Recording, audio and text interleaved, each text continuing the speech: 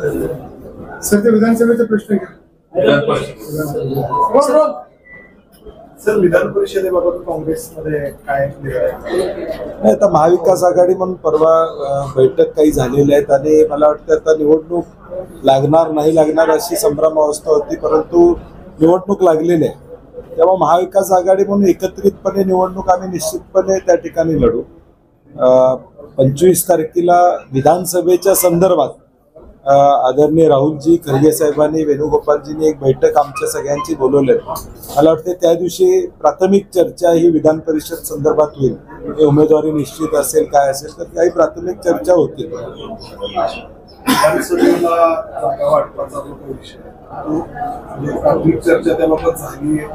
मला वाटतं स्पेक्युलेशन्स जास्त व्हायला लागलेत प्रसार माध्यमामध्ये. या पक्षाला एवढ्या जागा, त्या पक्षाला तेवढ्या जागा, तशी काही चर्चा प्राथमिक सुरुवात झालेली नाही. प्रत्येकानं आपापल्या पक्षाचं अनालिसिस करायचं, प्रत्येकानं वेगवेगळे सर्वे करावे आणि साधारणपणे जिथं उमेदवार सक्षम आहे तिथं त्या पक्षाबरोबर पक्षाला ते जागा मिळावे अशा पद्धतीची धारणा आहे. आणि म्हणून मला वाटते आत्ता स्पेक्युलेशन राष्ट्रवादी एवढ्या लढणार आहे, शिवसेना एवढ्या लढणार आहे, काँग्रेस एवढ्या लढणार आहे असं प्रसार माध्यमातून येते. मला वाटतं त्याच्याऐवजी आता एक शाश्वत जे काही चर्चा आहे आता या अधिवेशन काळात होईल आणि महिना अखेर ती चर्चा पब्लिक डोमेन मध्ये निश्चितपणे. सगळ्यात मोठा पक्ष मला वाटतं आज तो विषय नाही आहे. मला वाटतं त्याच्यात रमेश चेन्नीतालाने साहेबांनी देखील खुलासा केलेला आहे. आमचा मूळ उद्देश महाविकास आघाडी म्हणून आहे की एकत्रित येणं. जो मॅन्डेट आज 30-31 लोकसभा मतदारसंघामध्ये महाराष्ट्रातल्या जनतेनं दिलेला आहे तो महाविकास आघाडीच्या बाजूने दिलेला आहे. लोकांची प्रामाणिक इच्छा आहे की महाविकास आघाडीची सत्ता राज्यामध्ये देखील येणं. नॅशनल इलेक्शन असताना देखील हा मॅन्डेट आम्हाला मिळालेला आहे. ठीक आहे, मताच्या टक्केवारीत भाजप काय म्हणते, महायुती काय म्हणते हा भाग त्यांचा आहे, परंतु विधानसभेला मात्र याच्यापेक्षाही जास्त स्पष्ट लोक महाविकास आघाडीच्या बाजून राहतील आणि ती महाविकास आघाडी टिकवणं आम्हा तिन्ही पक्षांचं कर्तव्य असतं. महायुतीमध्ये अजूनही काही अलबेल नाहीये. काय झालं, शिंदेच्या मुंबईच्या विजयावर स्वतः हसन मुश्रीफांनी प्रश्न उपस्थित केलाय की तुमचा मुंबईचा विजय लोकांना शंका यायला लागली आणि कोल्हापूर, हातकणंगले आणि हे जे 3 मतदारसंघ आहेत तिथं तुम्ही तिहेरी लढत होती म्हणून जिंकलात.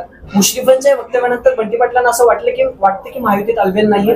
नाही, महायुतीत सीट वाटपापासून अलबेल काय परिस्थिती आपण बघतो. अनेक जागा त्यांच्या निश्चित व्हायला वेळ लागला हे आपण सगळ्या महाराष्ट्रानं बघितलेलं आहे. रस्सीखेच किती होती. मुळात शिंदे गटाला 7 जागा 8 जागा मिळणार अशी चर्चा होती. त्या पुढे घेत गेल्या. त्याची कारणं वेगवेगळे असतील, परंतु त्यामध्ये कुठेही ताळमेळ नाही हे स्पष्टपणे दिसतंय. पण महाविकास आघाडीमध्ये पण जागा वाटपाबाबत ताळमेळ नाही असं कुठेही. 8 जागा असताना पण 6 जागांवरती शिवसेना आणि राष्ट्रवादी आमच्यात एक जागा तुमची असून पण तुम्हाला ती सोडली जात नाही. आमच्यात कितीही कुणी भांडणं लावायचा प्रयत्न केला तर लागणार नाही. कारण की महाराष्ट्रातल्या जनतेची इच्छा आहे की महाविकास आघाडी संघटित राहिली पाहिजे, एकत्रित राहिली पाहिजे. आणि आमची भूमिका परवा आदरणीय पवार साहेब, उद्धवजी आणि पृथ्वीराज चव्हाण साहेब, थोरात साहेबांनी PC घेऊन सांगितलेलं आहे की महाविकास आघाडी म्हणून आम्ही लढणार आहोत. त्यामुळे आमच्यामध्ये कुठलाही मतभेद असणार नाही. आपण 48 जागांचं वाटपामध्ये देखील बघितलं की 1-2 जागा सोडल्या तर बाकी सगळीकडे आमचं मिटलं, व्यवस्थित झालं, उमेदवाऱ्या निश्चित झाल्या. किंबहुना ताकदीनं आम्ही एकत्रितपणे लढलो. आदरणीय पवार साहेब फिरले, उद्धव साहेब फिरले, थोरात साहेब फिरले, नाना पटोले फिरले, सगळेच जण फिरले एकमेकासाठी. त्यामुळे आमच्यात कुठेही अडचण नाही. मी मगाशी त्याचं स्पष्टीकरण केलेलं आहे.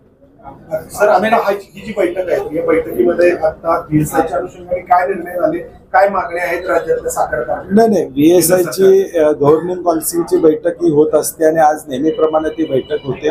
एकूण राज्यातल्या VSIच्या गव्हर्निंग बॉडीमध्ये अनेक विषय चर्चेला येत असतात VSIच्या संदर्भात, परंतु त्याचबरोबर साखरेच्या दरासंदर्भात ही चर्चा झाली. केंद्र शासनाने त्यामध्ये भूमिका घ्यावी अशी साधारणपणे अपेक्षा आमची प्रामुख्याने या ठिकाणी आहेत. साखर कारखानदारी समोर असणाऱ्या अडचणी आहेत.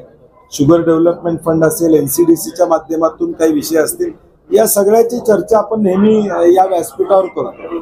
कारण की शुगर इंडस्ट्रीचा चेहरा म्हणजे VSI या देशामध्ये आणि परदेशासाठी देखील आहे. आणि म्हणून ज्या शुगर इंडस्ट्रीच्या संदर्भातल्या त्या चर्चा इथं साधारणपणे होत असते. विधान परिषदेचं पावसाळ्याचं कारण देऊन पुढे ढकललं. मला वाटतं महानगरपालिकेत प्रशासकांचा त्रास नाही, स्टँडर्ड GR आपला पावसाळ्याचा पूर्वीपासून आहे या राज्यामध्ये की पावसाळा आला की साधारणपणे निवडणुका होऊ नये. कारण की कालच्या पोलीस भरती वेळी देखील आपण बघितलं राज्य शासनाला विनंती होती की थोडं पुढं ढकला, पाऊस आहे हाही विषय होता. आणि म्हणून मला वाटतं ह्या स्टँडर्ड SOP आहे की पावसाळा असला की आपण थोड्या निवडणुका पुढे ढकलू. विधान परिषदेची निवडणूक होतीये, त्याला उद्धव ठाकरे शिवसेनेने ऍक्शन घेतलंय की ती निवडणूक रद्द करावी, घेऊ नये त्यांचा. नाही, आमदारांच्या मूळ गटातल्या तांत्रिक मुद्दा त्यांनी त्या ठिकाणी मांडलेला आहे की पक्षाचा निर्णय आमदारांच्या बद्दल अपात्रतेची जी काय टांगती तलवार आहे त्याच्या संदर्भात विधानसभा अध्यक्षांनी घेतलेले निर्णय मान्य नाहीत आणि सुप्रीम कोर्टामध्ये ती केस पेंडिंग. अशा वेळी त्या नंबर्सवर किंवा त्या आकड्यावर विधान परिषदची निवडणूक होणार, आमदारांच्यात ही निवडणूक होणार. आणि मग तो आकडा गृहीत धरला तर मग त्या पक्षाचं किंवा त्या गटाचं मान्यता होणार. आणि म्हणून शिवसेनेचा आक्षेप बरोबर आहे की पहिलं या अपात्रतेच्या संदर्भात निर्णय घ्या, येस ऑर नो काय असेल तो. म्हणजे किमान विधान परिषदचं जी काही निवडणूक आमदारांच्यात न आहे ती लिगल होईल उद्या, ती इलिगल होईल उद्याच्या भविष्य काळात.